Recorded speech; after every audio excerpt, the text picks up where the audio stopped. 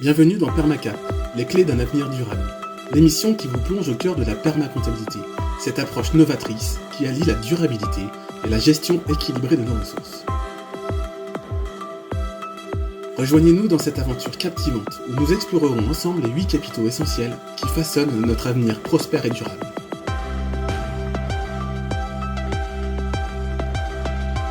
Découvrez comment intégrer la permacomptabilité dans votre vie quotidienne, votre entreprise ou votre communauté.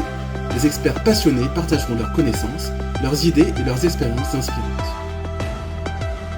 Vous explorerez des initiatives révolutionnaires, des projets concrets et des solutions innovantes, tous basés sur les principes fondamentaux de la permacomptabilité.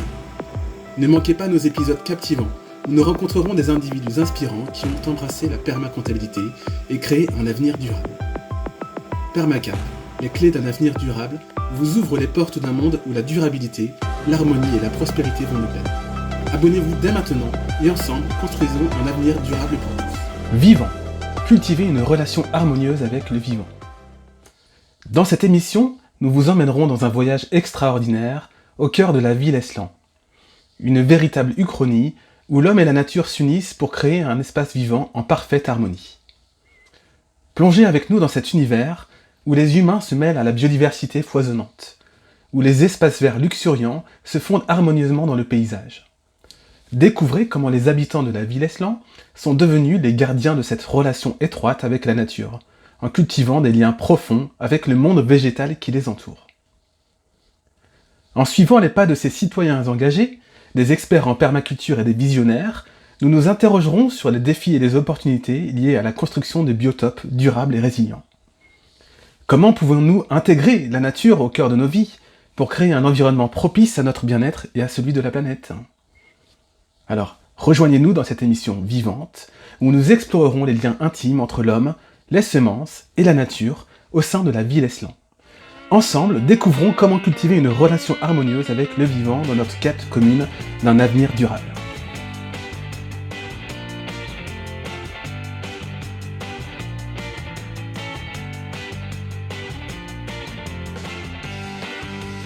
On a choisi de vivre ici et finalement le projet a évolué. C'est-à-dire qu'on est arrivé avec un projet qui était globalement la même direction, développer la biodiversité du terrain, développer un lieu de vie où on va avoir plus d'autonomie, mais avec des actions différentes de celles d'aujourd'hui où le projet a mûri, on va dire, et là on est dans une démarche de production de semences, de multiplication du vivant, de synergie avec le terrain, d'un point de vue économique, social, avec l'accueil aussi de personnes sur le terrain, d'aller vers plus d'autonomie alimentaire, et puis je pense se sentir bien, tout simplement.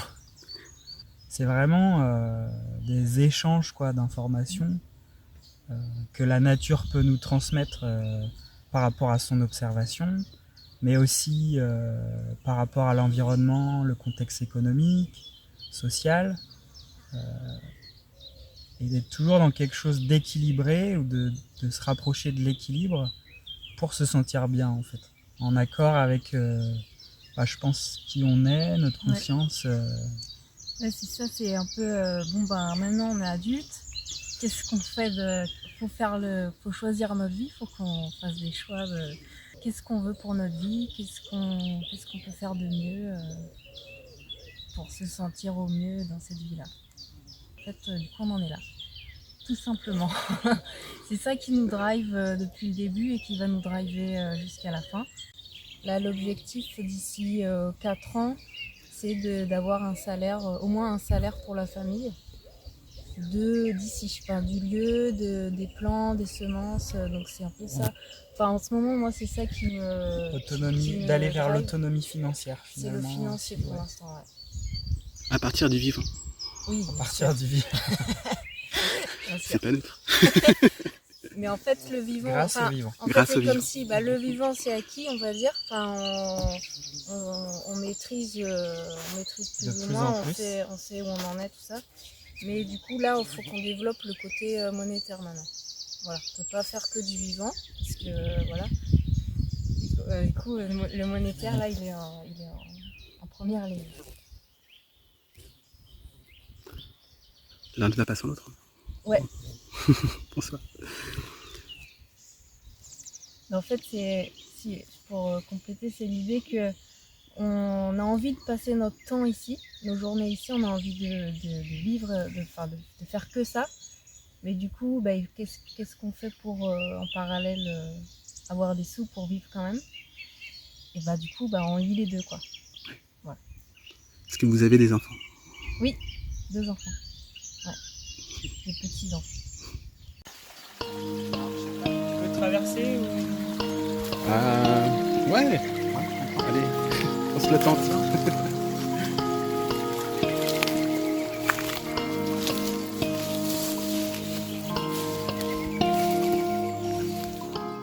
Je pense qu'on n'est pas dans une vie d'ermitage où on est tout seul dans la forêt, en autonomie et on veut voir personne. On est dans la communication des réseaux, on accepte Internet, on accepte certaines évolutions technologiques, du confort, on accepte pas mal de choses, donc je pense que Il y a des frais derrière, quoi. voilà. On a besoin d'une certaine autonomie financière pour continuer aussi à rester en lien socialement, à soutenir d'autres projets aussi. Moi j'aime bien la notion de consommateur. Je pense que ça fait peut-être 10 ans que je fais mes courses dans un réseau bio pour soutenir la bio en général. Après, je m'aperçois qu'on peut peut-être faire encore plus, aller plus loin, aller vers plus de projets locaux, même s'ils sont pas bio, pour soutenir des gens. Et ce soutien, il est lié à l'argent. Moi, je vois un peu l'argent comme une forme de pouvoir. Chacun en a un petit peu, plus ou moins, et on choisit finalement de le redistribuer à d'autres personnes. Donc faites attention à qui vous donnez votre pouvoir. Mais c'est pas inintéressant pour quand même avoir un minimum de confort, de lien social, d'épanouissement, de disposer d'argent. Et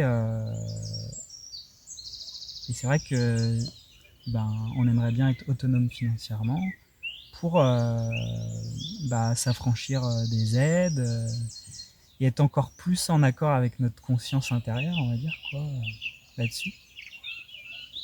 Ce qui nous drive, c'est la diversité. Le plus de variétés possible. Après, on a une contrainte, c'est que pour les semences, faut pas trop de diversité non plus, parce qu'il y a des hybridations entre les variétés. Et du coup, on a quand même un assez petit terrain.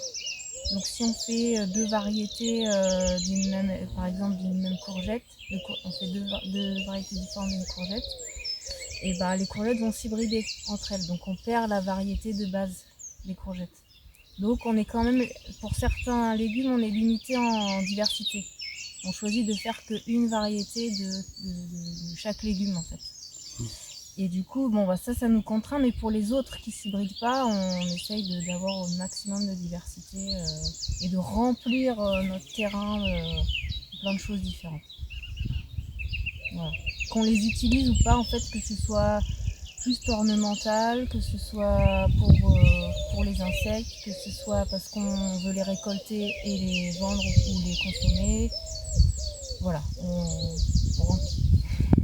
Je pense qu'à la base de ce remplissage, il y a une réimplantation, une implantation des différentes espèces, un achat de variétés de semences ou de variétés de plants qui vont devenir pour les plants des plants mères, qui vont s'épanouir dans le terrain et on va venir prélever dessus pour les multiplier. c'est un peu la base, je pense aussi par rapport à l'aspect économique, c'est une forme d'investissement sur du végétal qui va, en échange de bons et loyaux services, on va dire, pouvoir se multiplier. Et pareil sur les semences, où là on va avoir une banque de semences avec une conservation des espèces, des génétiques des différentes variétés de semences qu'on va pouvoir multiplier sur le terrain. Tout ça est lié, je pense, au potentiel du vivant, de la nature, qui permet à partir d'une graine d'en faire 10, à partir des 10, 100, de façon exponentielle. Pareil, à partir d'un plant, vous pouvez faire 50 boutures, l'année d'après vous pouvez en refaire 5, enfin, c'est assez fou le potentiel de la nature. Donc je pense que la base du projet par rapport à la multiplication du vivant, c'est aussi ça.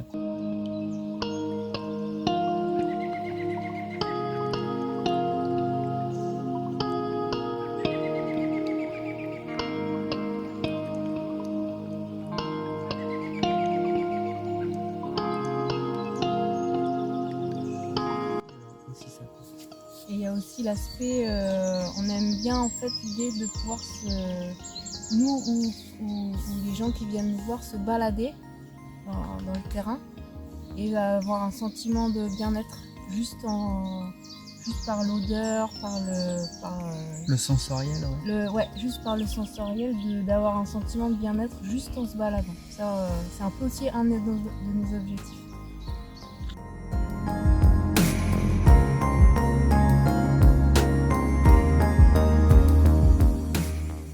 C'est important, on pourrait être sur un terrain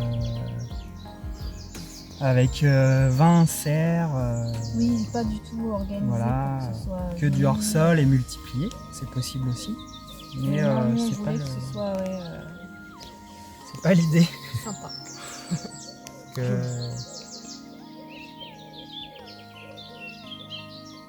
La nature est très riche et je pense que on peut lui apporter, mais je pense qu'elle nous apporte plus. Après, c'est vrai que c'est quand même plus agréable de travailler dans un environnement comme ça. Et finalement, on s'aperçoit que au-delà de juste la beauté, du ressenti, des odeurs ou du sensoriel, il y a aussi beaucoup de choses qui se passent dans le domaine du très petit, au niveau des bactéries, des insectes, et que des îlots de biodiversité, une diversité de variétés, fait que les plants, les arbres vont être moins sensibles à certaines maladies, ou qu'un équilibre entre prédateurs et proies ou ravageurs va se mettre en place plus facilement. Donc c'est un tout en fait finalement. En fait on est arrivé ici, il y avait ces grandes haies protectrices, par chance, qui étaient déjà en place, et beaucoup de chardons, de rumex, d'orties. C'est une certaine forme de biodiversité régénératrice des sols, pour accueillir la forêt ensuite. Et nous, on a quand même envie d'évoluer dans cet univers-là, en implantant d'autres formes de biodiversité qui sont moins agressives à l'homme que la ronce ou l'ortie. Là, on est sur du framboisier, donc c'est assez vivace. Mais là, ce qui est intéressant finalement, c'est qu'on peut vraiment le tailler en haies denses. Donc on va avoir plein de choses intéressantes. Ça va servir un petit peu à casser le vent. Ça va servir à faire une zone fraîche, ombragée. Je pense qu'à l'intérieur, on va pouvoir se réfugier plein de biodiversité. Et puis on va pouvoir aussi faire des confitures de framboises, nourrir certainement beaucoup d'oiseaux. On peut aussi soigner avec les feuilles accompagner la grossesse des femmes avec les infusions de feuilles de framboisier. Donc ça c'est quelque chose de très intéressant, les petites haies denses. Et ça va être vraiment un objectif sur le long terme, d'en avoir de plus en plus dans le terrain, quoi. Enfin, pour moi, une des bases, elle est purement matérielle, c'est le fait d'avoir pu acheter ce terrain-là, qui du coup est parfaitement... Enfin, ça va parfaitement bien pour le projet. Donc d'être propriétaire, c'est déjà énorme parce qu'on fait ce qu'on veut du coup. C'est chez nous et on peut développer comme on veut. Et il n'y a pas ce côté-là le côté financier, on va dire, de devoir louer ou de devoir rembourser un emprunt et tout ça, on l'a pas par rapport au terrain. Donc ça, c'est une chance. Ça, c'est déjà un grand... Moi, je pense que ce qui m'a fait arriver ici, rencontrer Élise, être dans ce projet, c'est finalement la pratique du yoga qui m'a un peu recentré et qui m'a un peu dit, bah écoute, à l'intérieur, voilà, maintenant peut-être tu es grand, tu deviens un adulte, qu'est-ce que tu veux vraiment faire? Qui tu es? Et ça m'a amené à venir ici finalement, à faire le choix d'acheter ce terrain, de se dire bon ben faire plein de choix, de faire des enfants, de l'orientation de notre vie, de ce qu'on veut en faire. Mais c'est impulsé par quelque chose d'invisible, d'inexplicable aussi, quoi. Mais qui fait sens quelque part. Je pense qu'Élise la voit mal dans un bureau travailler 8 heures, quoi. Alors que ici, elle fait des grosses journées de plus de 8 heures. Par rapport au choix et aux motivations d'être ici, des fois je me considère un peu, alors peut-être à tort, mais comme un gardien aussi du lieu, de la biodiversité, par rapport au monde qui va mal. Et je sais pas si on est vraiment dans un conflit ou un combat pour la sauvegarde du vivant, finalement, par rapport au choix d'autres personnes à l'extérieur de ce terrain. J'ai plus l'impression d'être vraiment en accord avec mes valeurs, et c'est plus ça qui me motive à développer la biodiversité, plutôt que d'être dans une colère et se dire à côté il y a des grands méchants, ils font des mauvaises choses, donc pour les contrer, je vais me mettre à faire ça. Peut-être au début ça a été impulsé, mais la colère est pas intéressante au quotidien, je pense, notamment pour les choix. Et vraiment, c'est de faire les choses en accord avec soi-même qui me semble être le plus important. Et dans ce projet, j'ai vraiment l'impression d'être finalement à ma place. Alors après, mais pas d'être en colère ou pas d'être forcément en combat avec les grandes multinationales ou le grand capital.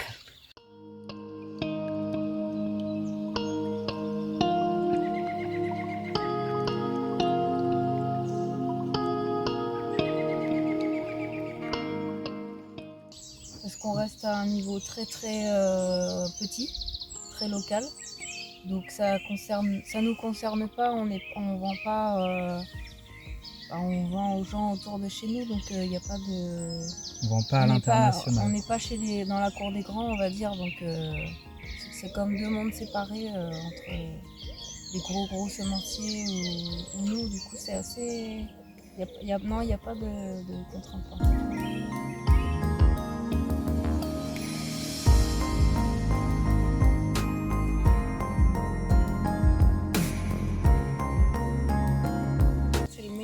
La meilleure vie que j'aurais pu avoir. Ouais.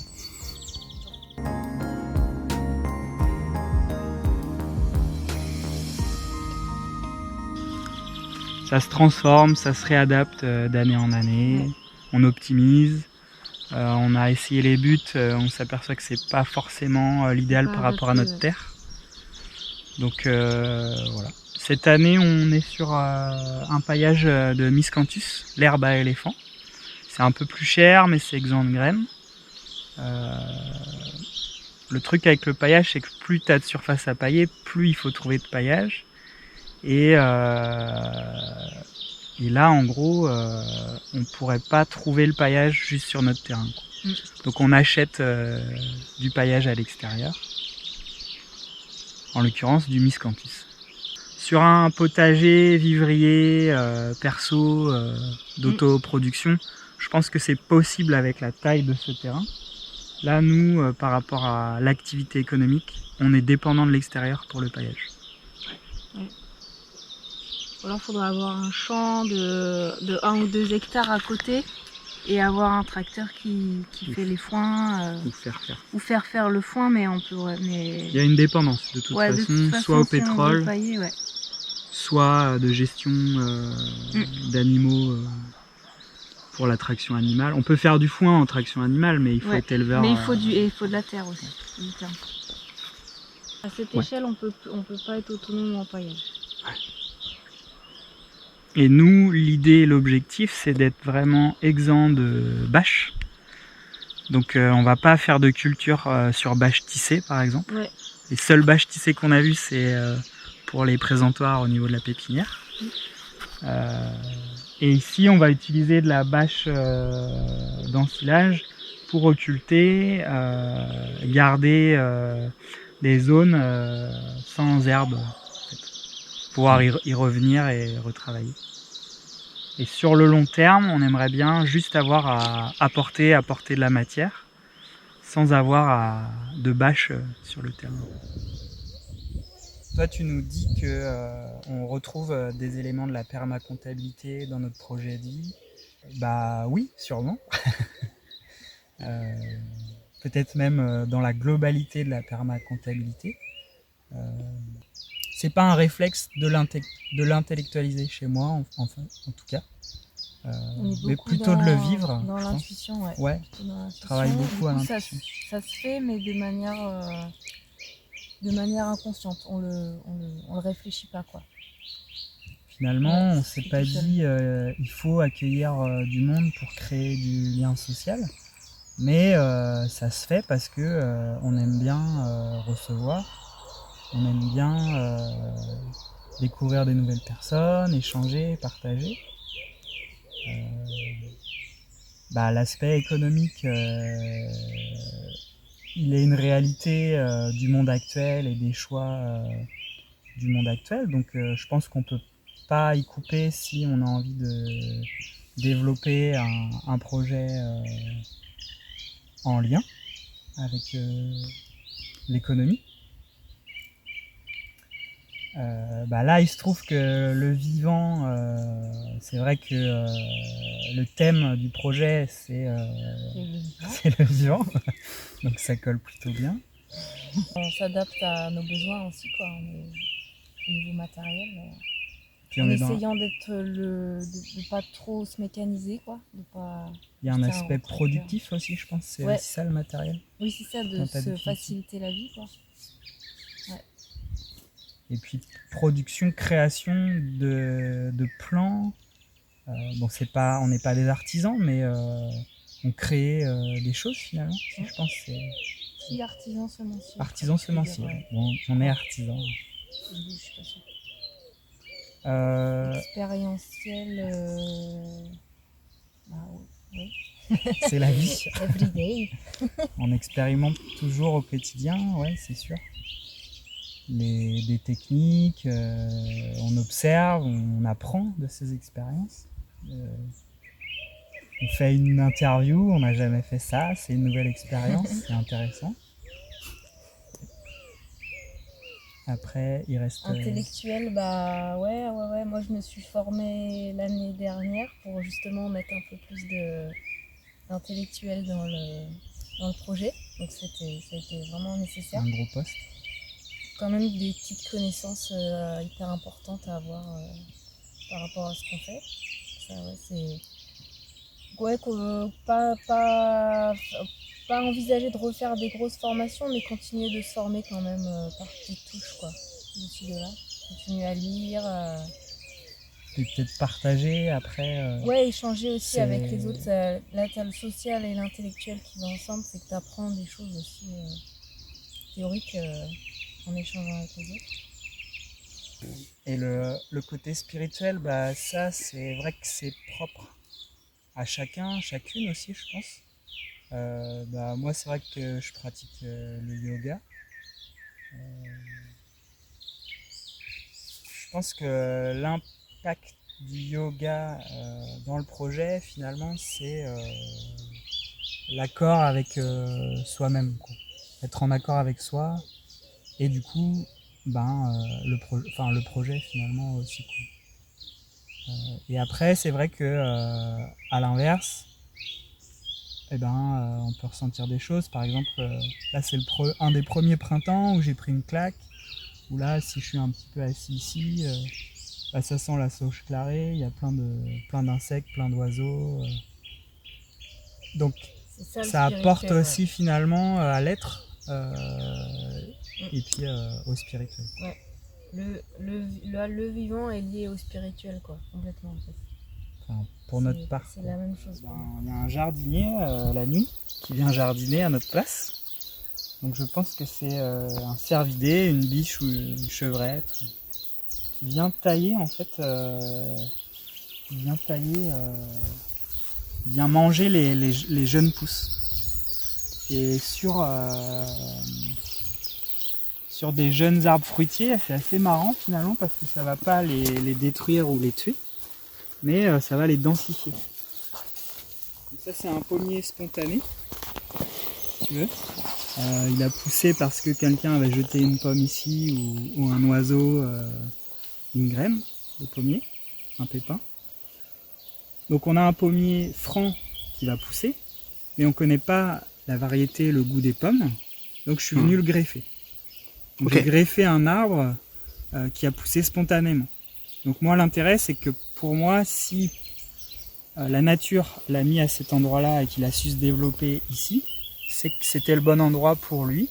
Donc c'est peut-être intéressant de conserver son système racinaire, son tronc, pour venir y mettre une greffe. Donc ça s'est plutôt bien goupillé. Et l'année dernière, la jeune greffe qui s'était bien développée s'est fait manger par une biche. Mais pas détruit, mangé. Donc elle l'a taillé, elle l'a densifié finalement. Elle lui a donné une forme. Et on ne peut pas les dissocier finalement. Après, il y a une pratique qui amène à peut-être mieux se connaître, évoluer et ensuite à faire des choix plus en cohérence pour développer un environnement qui va résonner sur nos êtres de façon bénéfique, je pense. Quand on accueille des gens ici, que ce soit en WOFI ou des amis, c'est vrai qu'il y a toujours un sentiment de se dire les gens vont apporter, sans être dans l'attente forcément, mais les gens vont apporter, mais le terrain va leur apporter.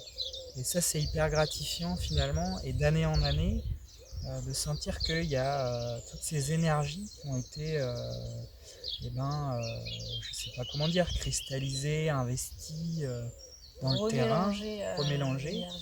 Et voilà, quelqu'un qui a participé à planter un arbre il y a 5 ans, une autre personne qui revient, il y a l'arbre qui a grandi, qui a pu s'épanouir et qui va, ne serait-ce que par ses couleurs, par sa forme ou par ses fruits, apporter à une autre personne à un moment différé, quoi.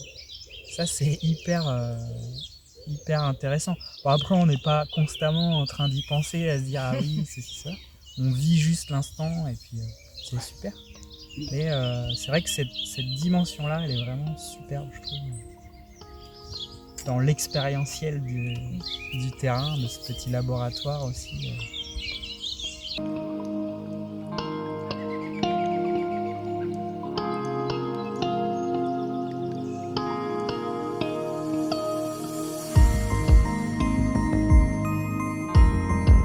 L'arrosage, c'est quelque chose qui nous questionne, on n'a pas énormément d'eau. Et puis on va peut-être en avoir de moins en moins. Donc là on est sur des bacs de trempage, c'est intéressant. Et c'est vrai que comme on est exposé au vent un petit peu et au soleil, ça sèche vite. Donc après on va peut-être évoluer vers des grandes tables à marée. Donc où les plants sont exposés sur ces tables. Et comme la mer, comme la marée, on fait venir de l'eau, puis on l'enlève quand les plants sont arrosés. On se pose des questions par rapport à l'eau. On a un puits, mais il n'y a pas énormément d'eau, c'est pas suffisant pour ce dont on a besoin. Donc on aimerait faire une fosse de récupération d'eau de pluie. Voilà. Ça implique du coup on serait autonome en eau. Et c'est pas rentable. C'est pas écologiquement c'est assez cohérent.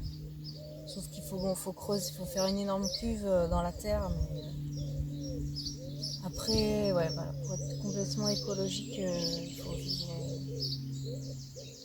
dans la forêt. Chasseur-cueilleur, ouais, je pense que ça a été des réflexions qu'on a pu avoir, de se dire, voilà, notre impact. Jusqu'où est-ce qu'on peut le pousser, jusqu'où nous on est capable aussi d'accepter. On a eu des woofers au printemps qui étaient assez engagés sur le sujet, jusqu'à ne plus boire de thé ou d'eau chaude parce qu'il y a une consommation de gaz à chaque fois, quotidienne. Donc c'est quand même un engagement très fort, je trouve.